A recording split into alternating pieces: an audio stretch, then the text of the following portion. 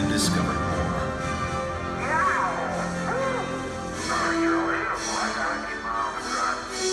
I never thought when I was a kid building rockets, in high school, that we would go to the moon, before the end of the century. I mean, I thought that was something that was way in the future, fantasy. I was rolling on the moon one day. In a very early month of December. Hey, I want you to survive that rock. That is the best example we got. Just don't stub your toe. We have got to understand that as a people, we need to stretch. We need to reach beyond our grasp. We need to strive to do things that seem impossible, because in the accomplishment of them, we move society forward. Boy, isn't the beauty of this place is just absolutely incredible. One of the astronauts has said those hills that we climbed give our children and grandchildren a different perspective, that they see the mountains that we couldn't see. And so what we consider impossible, they're dreaming about. 3, 2, 1. What a ride.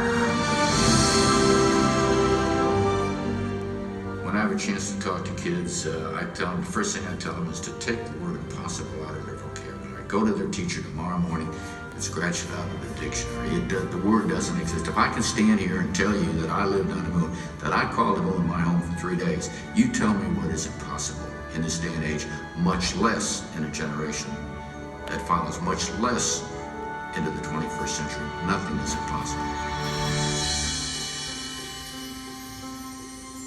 I like exploring things, inventing. I would like to go up there and find out what's really up there. I would like to be an astronaut. I like to design rockets.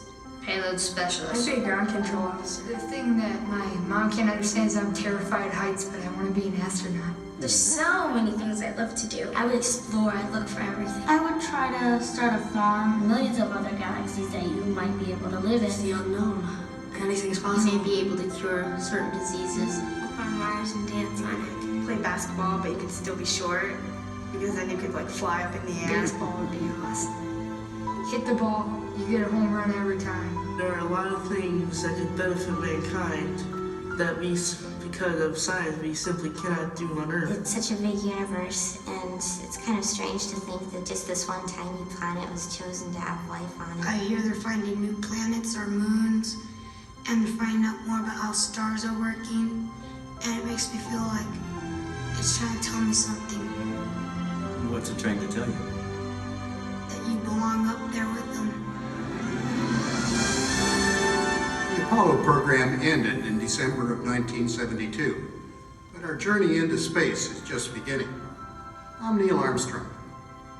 The future of space travel is being written right now in the dreams and imaginations of a new generation. Perhaps that's the greatest legacy of Apollo.